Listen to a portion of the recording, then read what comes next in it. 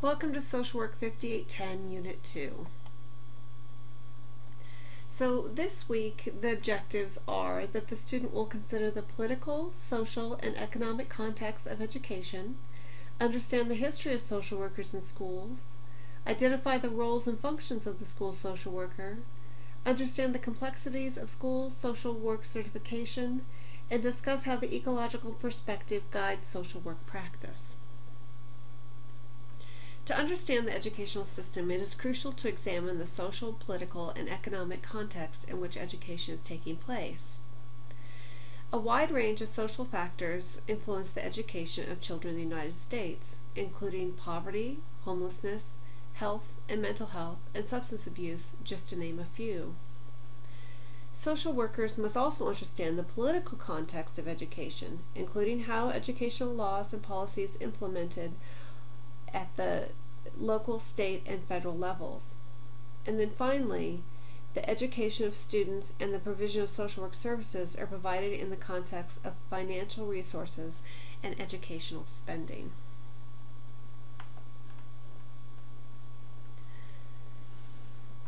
The history of school social work.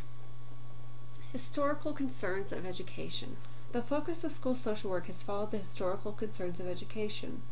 The field of visiting teachers began in response to the fact that family, neighborhood, or school conditions were preventing children from learning.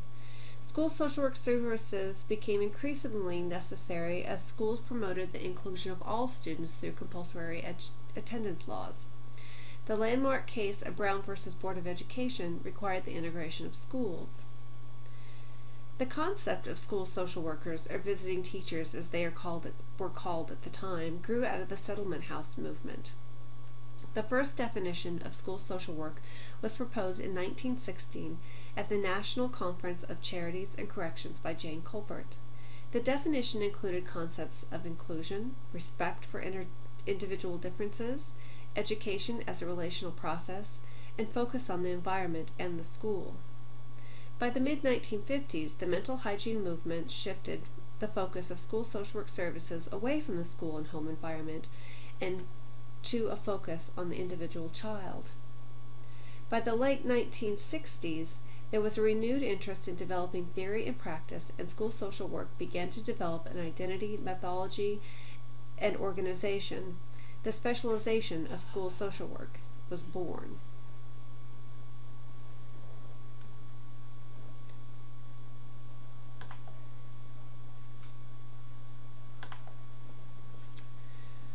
Developing the role of the school social worker is a result of interactions between what the school social worker brings to the position, the perceptions of others, and the needs of the particular school and community, and the funding stream. Therefore, school social workers working in two different schools may fill very different roles. The National Association of Social Workers, Standards for School Social Workers, provides the functions of the school social worker and the standards of school social work practice. You can find them in the bibliography. So who does the school social worker serve?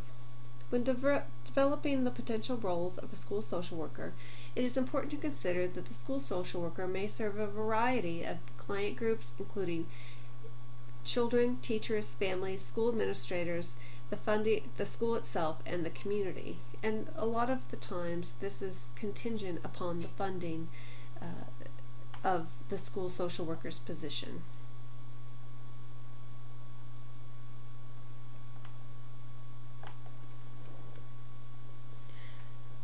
So, school social work certification. National Association of Social Work does offer a national certification of school social workers, the Certified School Social Work Specialist. There is a link in the bibliography that you can review that identifies the requirements for this certification. It is important to note that this does not supersede state level certification. So in other words, you may be certified as a school social work specialist at the national level, but you're still going to need state level certification. So school social workers may also be certified at the state level. As you are learning, the de-evolution of services from the federal level to the state and local level gives state education agencies, commonly known as SEAs, the responsibility of making decisions about educational issues at the state level. Consequently, states develop different qualifications required for social workers to be certified as a school social worker. In Wyoming, school social workers are certified through the Professional Teaching Standards Board, commonly known as PTSB. The University of Wyoming has been authorized by PTSB through a review process to provide the educational requirements for certification. You can find these requirements in doc sharing. I would also encourage you to visit the PTSB website. It is available in the Webliography. In Alaska, school social workers are certified by the Alaska Department of Education Early Development under Type C certification. I have provided a link from the University of Alaska at Anchorage School of Social Work that provides an overview of the certification process. If you are interested in other states, a good place to look for information is on the State Department of Education's website. In addition, local education agencies make decisions about whether or not they will utilize funding for school social workers to be employed by their school district. The two largest funding streams for school social workers tend to be IDEA and Title I.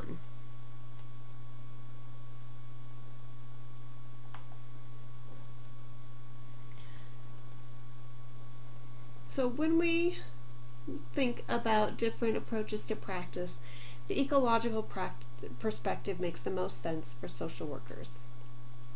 This perspective encourages the school social worker to examine the complex interaction between the individual and the environment and how the two influence each other.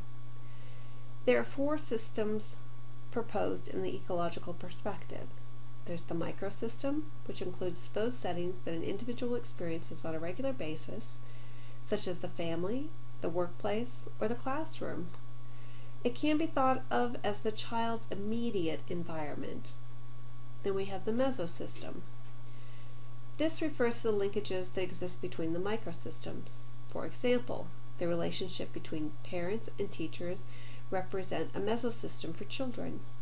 Strong and complementary mesosystems are thought to enhance development. The third system is the exosystem. These are settings that affect an individual, but in which he or she has no direct experience. They are environments that are external to the developing person.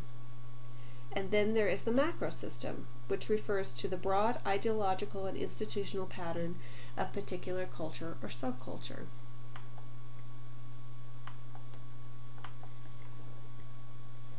So this is a point in time for you to think about how to use this information. So I'd like you to think about a child in the school setting. It may help if you can think of a specific child. Then take the time and identify aspects of the four systems for this particular child, the four systems of the ecological perspective. Let's plug a system into a social systems theory diagram so we get a better idea of how all the various different elements work together. So first off, let's define our system. Let's use the University of Wyoming. So going into the University of Wyoming, the input that is coming in we could come up with a variety of different ideas, but we at least have students, we have state funds, we have research grants, and we have knowledge.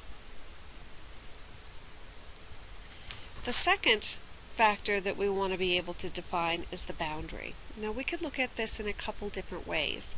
If we were looking at a specific campus of the University of Wyoming, we could literally say that one of the boundaries was the campus edge, or we could say that it was individuals who were attending UW at the University of Wyoming.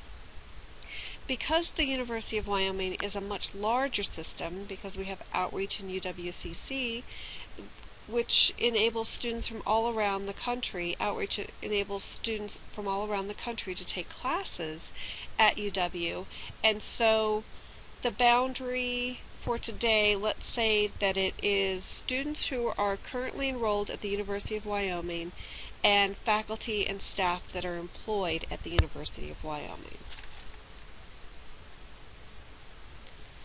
So our subject system is the University of Wyoming, and within that system we're going to be looking at subsystems. So there's a variety of different subsystems that we need to be paying attention to. We have the registrar, we have the outreach office, we have the office of research, we have the academic affairs, we have housing and cafeteria, maintenance, custodial staff, athletics, financial aid, admissions, UWCC, student services. We have various departments and divisions, such as the Division of Social Work within the College of Health Sciences. And so I could go on and on. There's many different systems, subsystems within the larger system of the University of Wyoming. Now, some of these systems have larger impacts on one another than other systems. For example, the Department of English really doesn't have a lot of contact with the Division of Social Work. So if the Division of Social Work ceased to exist, it probably wouldn't impact the Department of English. But if the Department of English ceased to exist, it would impact the Division of Social Work, because our students would not have access to learning writing skills that they needed in order to be successful and to be able to graduate from the University of Wyoming. Likewise, every unit at the University of Wyoming that is an academic unit interacts with the registrar. So they have different people assigned to different departments that track students' academic progress, make sure that people are ready for graduation, so on and so forth. And so again, there are some areas that have much larger impact than other areas and would be more detrimental if they cease to function or cease to exist. I especially think about a few years back when the legislature said that UW needed to do some budget cuts, and UW decided to get rid of the graduate school. This had huge impact on any department or division within the college or within the university that had grad students, because they were who everybody went through, and they were the ones that had guidelines and requirements, and so we really didn't know what to do. It was, do we have to do those requirements anymore because there is no grad school to maintain that fidelity to those requirements?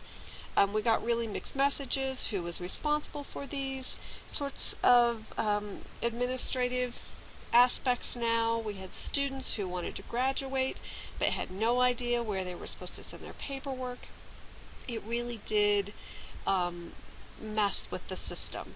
And even several years later, there is still a little bit of, probably more than a little bit, of confusion about where those different elements are housed within the university. Let's see. Okay, so then we have our proposed output. The proposed output is what we would like to have come out of the University of Wyoming. So for example, we'd like our students to have degrees when they leave the University of Wyoming. We would like knowledge from research studies and from best practices to be disseminated from the university. And then we have the actual output that happens, which is that we do have students who leave the university without degrees. But we also have students who do leave the university with degrees, and we have knowledge.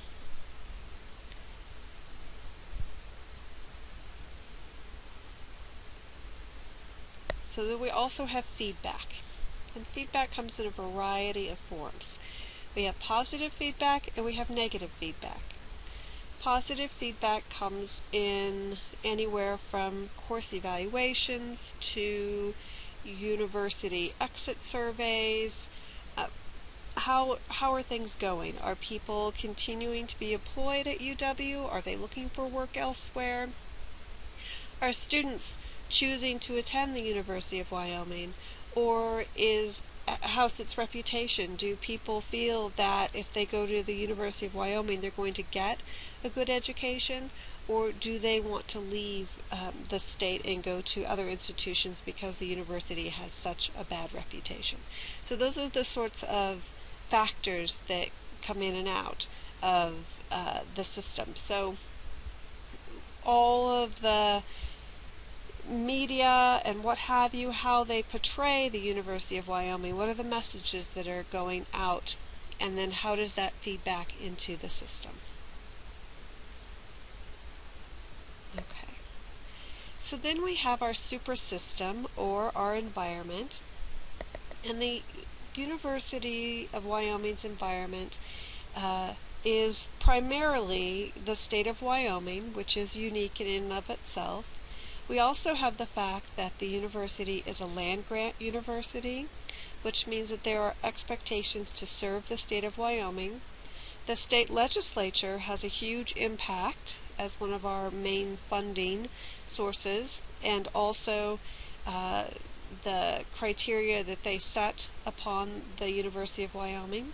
And we have accrediting bodies that determine what needs to happen within the University of Wyoming. And we have the citizens of Wyoming. And then we interface both on the input side and the output side, and with the various agencies and organizations. We interface with field sites when we set up learning opportunities for students. We interface with community colleges, and especially with the energy industry, we have a lot of interface with industry in general. And that is an overview of systems theory as it can be diagrammed.